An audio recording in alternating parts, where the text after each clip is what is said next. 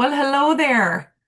Thanks for joining me. I am Dr. Jen, and I am so pleased you have joined me on today's show. I am in the middle of a six-part series all about tenant screening. So if you've missed episodes one and two, today is episode three, and we are wading into some very, very tricky waters. This is going to be very interesting as we navigate all of this.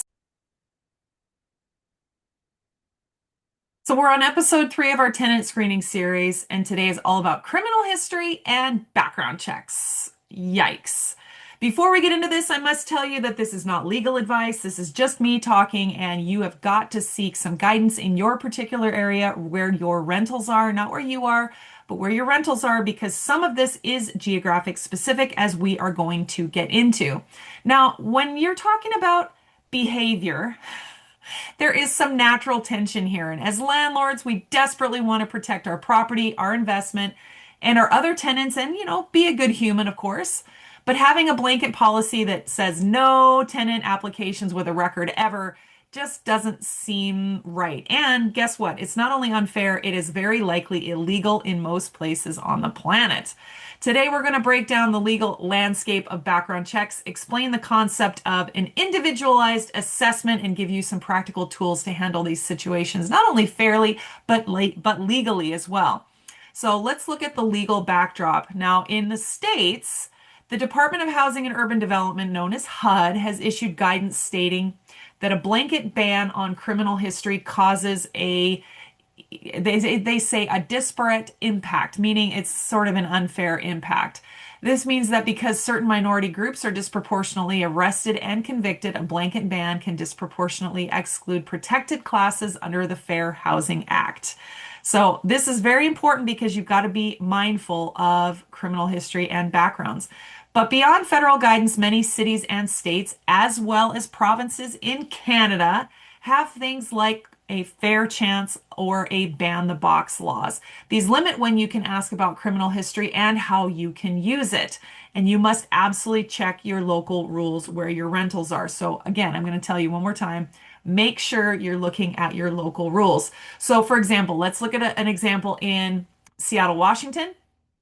Under the Fair Chance Housing Ordinance, landlords are completely prohibited from requiring applicants to disclose criminal history. Further, landlords cannot deny tenancy based on criminal history, and a very narrow exception for individuals that have a sex offense and they're on the sex offender registry. So be mindful of this, of how you can do things. What you can do and what you can't do and where. So, but on the other hand, in Ontario, Canada, Human Rights Code protects against discrimination based on a quote unquote record of offenses, but only for provincial or federal offenses which a pardon has been granted. So this is a very interesting wrinkle. I have a bit of a history on things like waivers and pardons because of our immigration stuff, but a landlord in Toronto can still deny an applicant for an unpardoned violent federal offense if they deem it a safety risk. So if it's unpardoned, which if it's pardoned, you probably wouldn't see it anyway on a background check. I don't think that's how the RCMP works.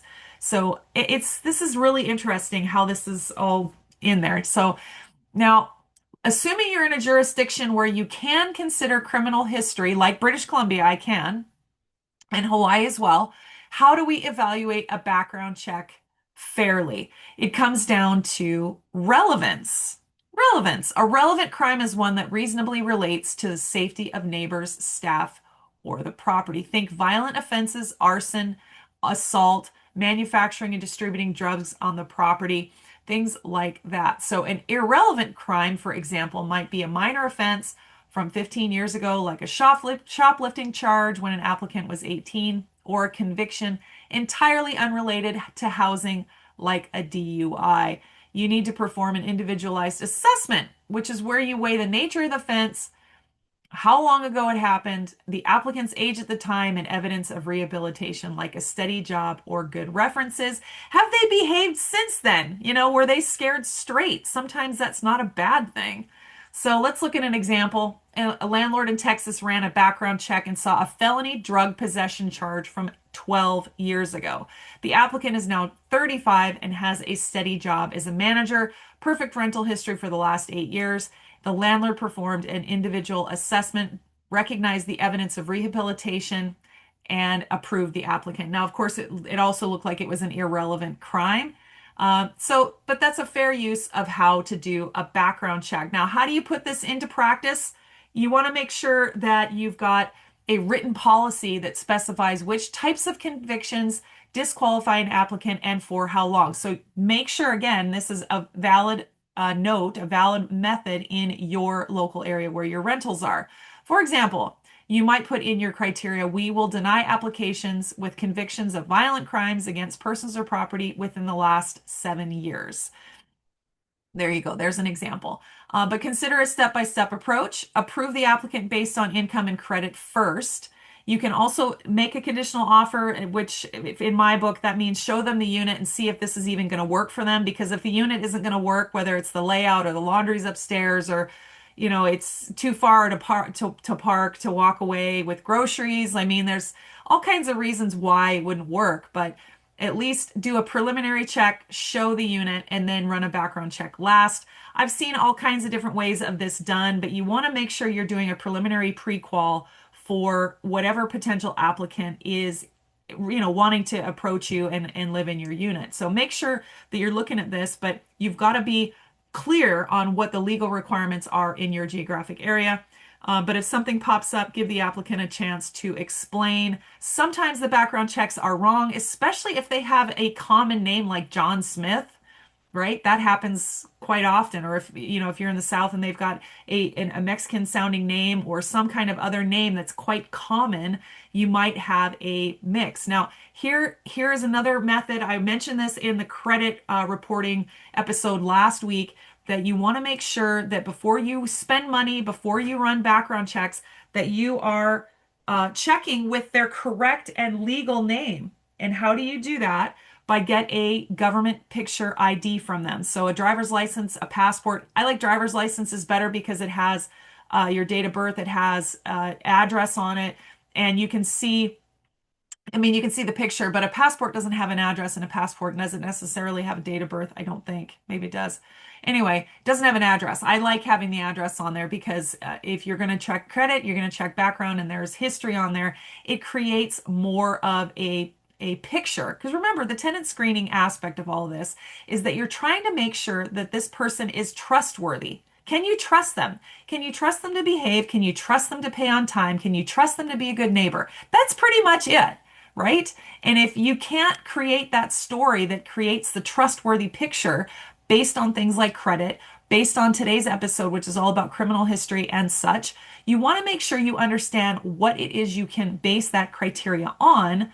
And so, in some places, you can't use criminal history to create the trustworthy picture for that. But you want to make sure you're understanding that start with, if you're going to do a background check, if you can do a background check and you're going to do criminal history, that you have a picture ID to help you make sure that you are checking the right criteria. Because if you run a background check or you pay a program to do a background check and it's on like a nickname and nothing comes up, that may be really like a false positive for you. So you want to make sure that you are asking in advance. It is not unreasonable for a potential landlord to ask a potential tenant for a government picture ID. That's not unreasonable. But you want to make sure you're documenting everything here. You've got a criteria, you're documenting here. Documentation is your shield, especially if you end up denying someone. Document exactly why based on your written objective standards that hopefully are published, but provide the required adverse action notice if you used a third-party screening company like a turbo tenant kind of thing. Never ever say, I just don't feel safe renting to you. That's not okay. That's not black and white. You actually have to have the criteria that is black and white. You need to say something like, your application, unfortunately, we can't move forward with your application because the background check revealed a conviction for property damage within the last 5 years, which violates our written screening criteria. So it's very clear. You set the rules up front, they applied anyway, and then they didn't make the criteria. It's very simple. Safety and compliance can be absolutely coexisting, but with second chances. Remember, someone who has made a mistake in their past doesn't mean they're a bad human. It just means they've made a mistake in their past. So potentially giving them a second chance is not necessarily a bad thing. Mike and I have done that a lot, and we've given first chances to people who turned out to be criminals. So, like, it can happen to anybody. But by focusing on the recent relevant history, and having clear written policies, you protect your investment and stay on the right side of the law in your particular area, of course. When in doubt, consult a local landlord attorney. Now, of course, these laws can change rapidly in the area. Wherever you are, you could have it right, and then 5 minutes later, it can change. It's happened to me many times where it's like, nope, this just changed. Make sure you know. So if you're ever in doubt, have a 30-minute phone call with your local legal aid, or even if you're paying for a consult with an attorney, that's not a bad thing, right? It also will keep you out of hot water regarding fair housing when you're doing your tenant screening. It's not a bad thing, and it will help educate you. And then it'll make it less scary the next time you do it, right? You're going to screen tenants again. This isn't a one-hit wonder here. You're going to do this again. But here's the trick. Here's my key to all of this is first, of course, consult the local experts in your area where your rentals are, particularly when it comes to legal criteria. To create a published written criteria for your applicants for all of your tenancy screening, not just criminal history, but all your tenancy screening, ideally on a website, or you can put it on the application itself, but it should be known in advance so that if they apply and they fail, then they already know that the criteria is not hidden. You're not creating a discriminating factor after the fact, right? And the third thing is do the same procedure for every single applicant, taking into account the local requirements, of course. Every single time you walk down the same procedure, every single tenant. That's the key. So I just want to make sure that you understand when you're screening tenants, it can be really scary, but that's okay because if you have a great system and you have great experts to help you, it doesn't have to be as scary. Are you going to make mistakes? Of course. Are they not going to be fun? No, they're not going to be fun at all. But you can at least lessen your chance by doing your homework, doing your due diligence, and of course by listening to this podcast. So, which of course, we are recording this episode today in Powell River, British Columbia, right outside my new RV park, which is a change for me. Normally I do long-term rentals, but this is short and mid-term rentals. But why? Why are we doing this? Because real estate takes you places and it gives you some adventures. Where do you want real estate to take you? Now we've looked at the credit report for a potential tenant now, but how have they actually behaved in a rental before? Next week, we're diving into rental history, evictions, and the awkward moment when you catch a potential tenant in a lie. We'll talk about how to get to the truth out of previous landlords, what to do when an applicant has zero rental history, and how to spot a fake pay stub from a mile away. And I've seen it too. Join me next week for episode 230 on my life as a landlord. I'll see you there.